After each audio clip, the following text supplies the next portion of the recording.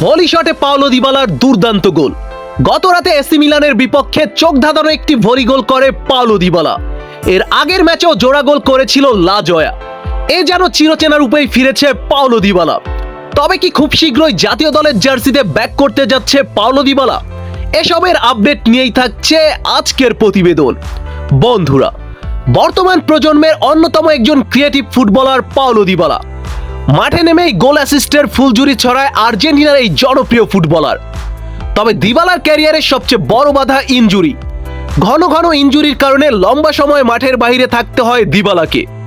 Injury থেকে ফিরেই চিরচেনা রূপে দেখা যায় আর্জেন্টিনার এই সুপারস্টারকে।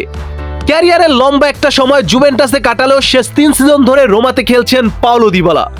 জুভেন্টাসে ক্যারিয়ারটা সেরা ফর্মে কাটালেও রোমার জার্সিতে দলের মধ্যমণিতে পরিণত হয়েছে দিবালা।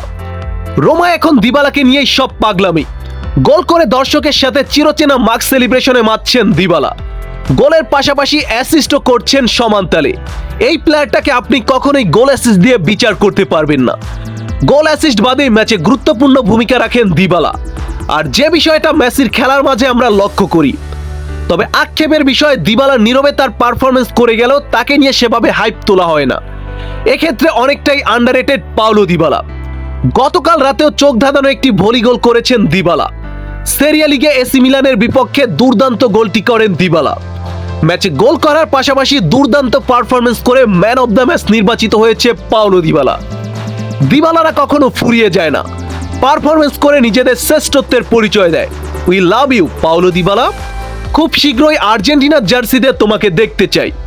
বন্ধুরা, আর্জেন্টিনা ফুটবল রিলেটেড নিত্য নতুন সকল আপডেট পেতে আমার চ্যানেলটি সাবস্ক্রাইব করে পাশে থাকুন। ধন্যবাদ।